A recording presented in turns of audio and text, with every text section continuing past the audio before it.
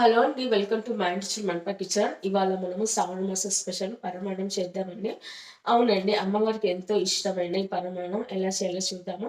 అందులో పచ్చకర్పూరం వేయడం వల్ల మంచి స్మెల్, ఇల్లంతా స్మెల్ వస్తుంది. చాలా టేస్ట్గా చాలా బాగుంటుంది. అమ్మవారికి పచ్చకర్పూరం అంటే చాలా ఇష్టము. అలాగే ఇలాచి పౌడర్ ఎలా చేయాలనేది కూడా నేను ఈ వీడియోలో అయితే చూపించడం జరిగింది. మీరు ఎక్కడ వీడియోని స్కిప్ చేయకుండా వీడియో మొత్తం చూసేయండి. చూసాక మీకు ఎలా అనిపించింది అనేది మనకి కామెంట్స్లో పెట్టండి. అలాగే ఈ మాసంలో చేసే వ్రతాలు, నోములు కూడా చాలా మంచి చక్కటి ఫలితాన్ని అయితే ఇస్తాయి. మనము ఈ మాసంలో వచ్చే పౌర్ణమి పూజలలో కూడా మనం నైవేద్యం చేసి పెట్టినట్లయితే అమ్మవారు త్వరగా సంపన్నం అవుతుందండి. అలాగే మనం చేసే పారాయణాలు, పూజలు కూడా మంచి ఫలితాన్ని అయితే ఇస్తాయి మనకు. కాబట్టి ఈ మాసంలో మనం చేసే నైవేద్యాలు ఎలా చేయాలి ఏమనేది నేను రోజుకొక వీడియో చొప్పున మీకు చేసి చూపిస్తాను. చాలా ఈజీగా, సింపుల్గా, ఏమాత్రం కష్టపడకుండా ఎలా చేయాలనేది కూడా మీకు చాలా సింపుల్ వేలో చూపించబోతున్నాను. డైలీ మన వీడియోస్ చూస్తూ ఉండండి, రెగ్యులర్గా వాచ్ చేయండి. మీకు ఏమైనా డౌట్ ఉంటే కూడా కామెంట్స్లో పెట్టండి. మీకు ఏమైనా సమాధానాలు కావాలన్నా కూడా నేను ఇస్తాను. అయితే ఇప్పుడు మనం పరమాన్నం ఎలా చేయాలో చూసేద్దాము. ముందుగా మనము ఒక కప్పు వరకు బియ్యం తీసుకోవాలి. ఇక్కడ నేను బియ్యాన్ని ఒక కుక్కర్లో వేసి పెట్టుకుంటున్నాను. ఆ తర్వాత పరమాన్నానికి మనము 1 కప్ బియ్యం వేసిన తర్వాత 1/2 కప్ వరకు పెసరపప్పు వేసుకుందాము. ఇప్పుడు మనం ఈ రెండింటిని బాగా కలిపి కడిగి పెట్టుకుందాము. ఇలా 2 టైమ్స్ బాగా కడిగి క్లీన్ చేసి పెట్టుకున్న తర్వాత 1 గ్లాసు బియ్యానికి నేను ఇక్కడ 2 గ్లాస్ వాటర్ వేస్తున్నాను.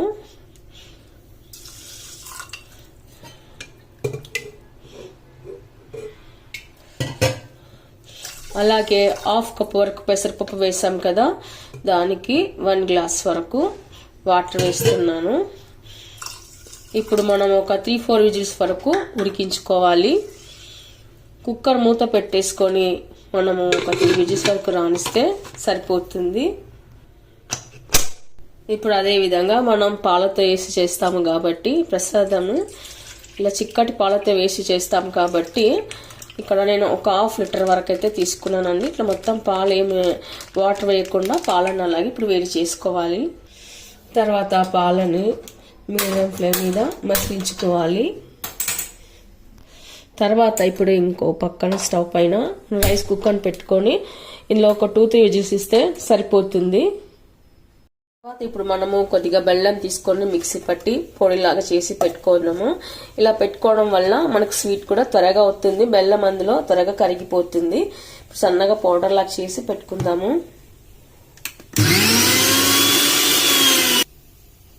ఇలా పౌడర్ లాగా అయిన తర్వాత ఇప్పుడు కొందరికి ఇలాచి పౌడర్ ఎలా చేసుకోవాలో తెలియదు. నేను ఇక్కడ ఒక చపాతీ కర్ర తీసుకున్నాను, అందులో కొద్దిగా షుగర్ అయితే వేసాను. షుగర్ వేసిన తర్వాత ఇప్పుడు ఇలాచీలని ఇలా ఒలుచుకొని పెట్టుకొని దీనిపైన వేసుకుంటున్నాను. నేను ఇక్కడ ఈ ప్రసాదానికి, ఈ నైవేద్యానికి 3 ఇలాచీలు అయితే తీసుకున్నాను. ఇలా తీసుకొని ఇప్పుడు మనం చపాతీ కర్రతో రుద్దుకోవాలి. చూడండి, ఇక్కడైతే నేను 3 ఇలాచీలు వేసాను. కొద్దిగా షుగర్ వేసుకొని ఇలాంతా రుద్దుకున్నట్లయితే మనకు ఇలాచీ పౌడర్ అనేది చాలా స్మూత్గా పౌడర్ లాగా వస్తుంది. నేను ఎప్పుడు చేసినా మా ఇంట్లో ఇలానే చేస్తానండి. ఇలా చేసి పౌడర్ చేసి పెట్టుకుంటాను. స్వీట్ చేసే టైంలో మనకి హడావుడి లేకుండా త్వరగా ఈజీ అవుతుంది. చూడండి, బాగా స్మూత్గా పౌడర్ లాగా అయితే అయిపోయింది. ఇలాచి పౌడర్ మనకు రెడీ అయిపోయినట్టే. ఇప్పుడు దీన్ని ఒక కప్లోకి అయితే ఎత్తి పెట్టుకుంటున్నాను.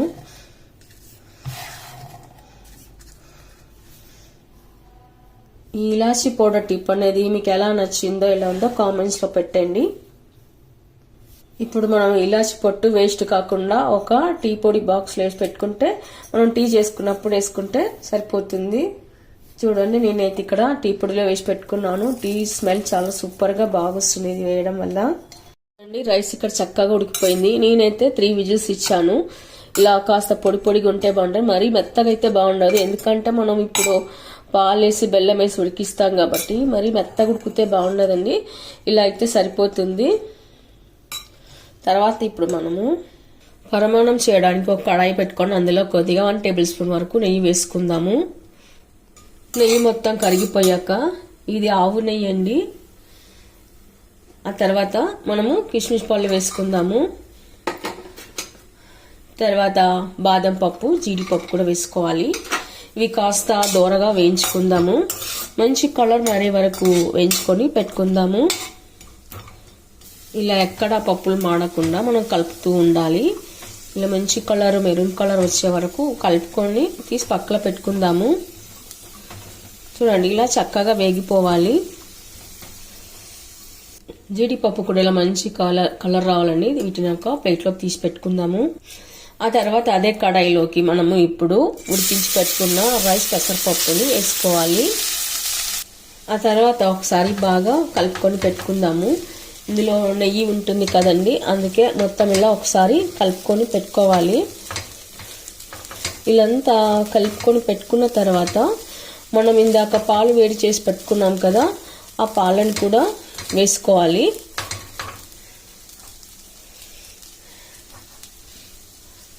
ఇలా మొత్తం చిక్కటి పాలు, మీకు చిక్కటి పాలు వద్దనుకుంటే వాటర్ కూడా వేసుకోవచ్చండి. ఇప్పుడు ఈ పాలల్లో రైస్ మరింతగా ఉడికి టేస్ట్ చాలా బాగా వస్తుంది. ప్రసాదానికి, నైవేద్యానికి చాలా బాగుంటుంది. అమ్మవారికి ఇలా పాలతో నైవేద్యం అంటే చాలా ఇష్టం అండి. అందుకే ఇక్కడ నేనేమి ఇలా వాటర్ కలపట్లేదు. ఇల్లంతా పాలల్లో రైస్ని ఉడికించుకోవాలి. కాస్త రైస్ ఉడికిన తర్వాత మనము తురిమి పెట్టుకున్న, మిక్సీకి వేసి పెట్టుకున్న బెల్లాన్ని వేసుకుందాము. ముందుగానే బెల్లం వేసుకోవడం వల్ల పాలు పగిలే ఛాన్స్ ఉంది. మరి రైస్ కూడా సరిగ్గా ఉడకదనమాట, అలాగే ఉంటుంది. ఇది కాస్త పాలలో ఉడికిన తర్వాత మనం ఇప్పుడు బెల్లం వేసుకుందాము. ఆ తర్వాత మనం ఒక 2 minutes వరకు మూత పెట్టి ఉడికించుకుందాము. డైరెక్ట్ పాలలోనే రైస్ వేస్తారు కొందరు. అలా వేయడం వల్ల మనకు రైస్ అనేది త్వరగా కుక్ అవ్వదు. కాబట్టి నేను ముందే కుక్కర్లో ఉడికించుకొని తర్వాత అలా పాలలో ఉడికించుకుంటాను. ఓకే అండి, చూసారుగా ఇక్కడ రైస్లో మిల్క్ వేయడం వల్ల అయితే బాగా ఉడికిపోయింది. ఇప్పుడు మనము ఒకసారి ఇలా కలిపి పెట్టుకుందాము. ఇలా అంతా కలిపి పెట్టుకున్న తర్వాత మనం ఏ కప్పుతో అయితే రైస్ పప్పు తీసుకున్నామో అదే కప్పుతోన ఇప్పుడు మనము బెల్లం వేసుకోవాలి. బెల్లం ఇందులో వేస్తున్నాను. ఇలా బాగా ఉడికేటప్పుడే మనం బెల్లం వేసుకుందాము. మీరు తినే స్వీట్ని బట్టి బెల్లం వేసుకోండి. కొందరు స్వీట్ అంటే ఎక్కువగా ఇష్టపడతారు, కొందరు అంతగా ఇష్టపడరు. కాబట్టి మీరు తినే స్వీట్ని బట్టి బెల్లం వేసుకోండి. ఇక్కడ నేను 1 కప్పు పైన కొద్దిగా వేస్తున్నాను. అందులో మిక్సీ పట్టి పెట్టుకున్నాను కదండి, మొత్తం 1 కప్పు బెల్లం అనమాట. 1 కప్పు పైన కొద్దిగా వచ్చింది, అది ఇంత వేసాను. ఇప్పుడు ఒకసారి మనము బెల్లం అంతా కరిగిపోయే వరకు కలుపుకొని పెట్టుకోవాలి, ఉడికించుకోవాలి. డైరెక్ట్గా అలాగే బెల్లం వేస్తే త్వరగా ఉడకదండి. అందుకే అలా మనం మిక్సీ పట్టి వేసుకోవడం వల్ల త్వరగా ఉడుకుతుంది. రైస్ కూడా మనకు పాయసం కూడా మంచి టేస్ట్ వస్తుంది. పరమాన్నానికి మంచి టేస్ట్ వస్తుంది. పాలు విరిగిపోకుండా అలా చక్కగా అవుతాయి. కాస్త బెల్లం అంతా కరిగే వరకు ఉడికించుకొని పెట్టుకుందాము. అప్పుడే మనకు రైస్ కూడా అది పాయసం కూడా కలర్లో చేంజ్ వస్తుంది. చూడండి, లైట్గా కలర్ మారుతుంది. చూడండి, బెల్లం వేయడం వల్ల కరగడం వల్ల కొద్దిగా పాయసం అయితే కలర్ మారుతుంది. మనకు పరిమాణంలో మంచి కలర్ అనేది రావడం జరుగుతుంది. మనకు ఈ పాయసం అనేది మరి చల్లబడ్డ తర్వాత కూడా మెత్తగా ఇలా కాకుండా ఇలా మంచిగా ఉంటుందండి. పలుకులుగా చాలా టేస్ట్గా బాగుంటుంది. ఇప్పుడు మరో 1 నిమిషం పాటు ఉడికించి పెట్టుకున్న తర్వాత ఇది పచ్చకర్పూరం డబ్బా అండి. ప్రసాదాల నైవేద్యాలకి వాడతాము. స్మెల్ చూస్తే అప్పుడు మీకు తెలిసిపోతుంది. మనం గుళ్ళలో ప్రసాదాలు ఇస్తారు కదండి, వాళ్ళు ఇచ్చే ప్రసాదంలో పచ్చకర్పూరం వేస్తారు కాబట్టి ఇది చాలా మంచి స్మెల్ ఉంటుంది. ఇది నైవేద్యాలకు మాత్రమే వాడతారు. పచ్చకర్పూరం కూడా ఇప్పుడు ఇందులో కొద్దిగా వేసి మనం కలిపి పెట్టుకుందాము. కొద్దిగానే వేయాలండి, ఎక్కువగా వేయరాదు. నేను కొద్దిగా చూరులా కొంచెం చూరు తీసుకొని వేస్తున్నాను. చూడండి, ఇంతే అండి. మరి ఎక్కువ వస్తే స్మెల్ ఎక్కువ వస్తుంది. ఇలా లైట్ వేసుకొని మనం కలుపుకొని పెట్టుకుందాము. స్మెల్ మాత్రం సూపర్గా చాలా బాగుంటుందండి, చాలా టేస్ట్గా ఉంటుంది. ఇలా అంతా వేసి కలిపెట్టుకున్న తర్వాత ఇప్పుడు మనము ఫైనల్గా ఇలాచి పౌడర్ చేసి పెట్టుకున్నాం కదండి, ఇలాచి పౌడర్ కూడా వేసుకుందాము. ఆ తర్వాత వేసి అంతా కలిపి పెట్టుకున్న తర్వాత ఇప్పుడు మనం చేసి పెట్టుకున్న డ్రై ఫ్రూట్స్ని కూడా వేసుకోవాలి. అక్కడక్కడ కొద్దిగా వేసుకొని పెట్టుకుందాము. పచ్చకర్పూరము ఇలాచి పౌడర్ వేసి కలిపి పెట్టుకున్న తర్వాత డ్రై ఫ్రూట్స్ని కూడా వేసుకుందాము. ఆ తర్వాత బాదం పప్పు, జీడిపప్పులు కూడా చేసి పెట్టుకున్నాం కదా, ఇవి కూడా వేసుకోవాలి.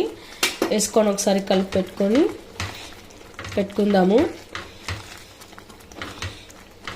ఓకే అండి, చూసారుగా రైస్ మాత్రం చక్కగా ఉడికిపోయింది. రైస్ పెసరపప్పు చాలా బాగా ఉడికిపోయింది. ఇప్పుడు సర్వింగ్ బౌల్లోకి తీసుకుందాము, నైవేద్యం ప్లేట్లోకి తీసుకుందాము. నైవేద్యం బౌల్ తీసుకొని అందులోకి ప్రసాదానికి తీసి పెట్టుకుందాము. స్మెల్ మాత్రం సూపర్గా వస్తుందండి. పచ్చకర్పూరం ఎలా మనకు గుడిలో నైవేద్యం ఇచ్చే ప్రసాదం ఎలా ఉందో అలానే స్మెల్ వచ్చేస్తుంది.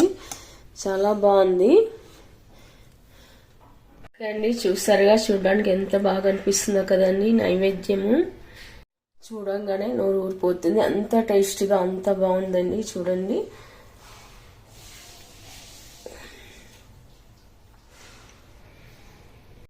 ఓకే అండి, చూసారుగా అమ్మవారి ప్రసాదం అయితే చూపించడం జరిగింది.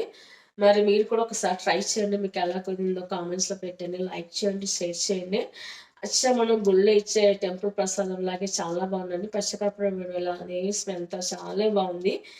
మరి మీకు కనుక వీడియో నచ్చినట్లయితే తప్పకుండా మన ఛానల్ని సబ్స్క్రైబ్ చేయండి. Thank you for watching.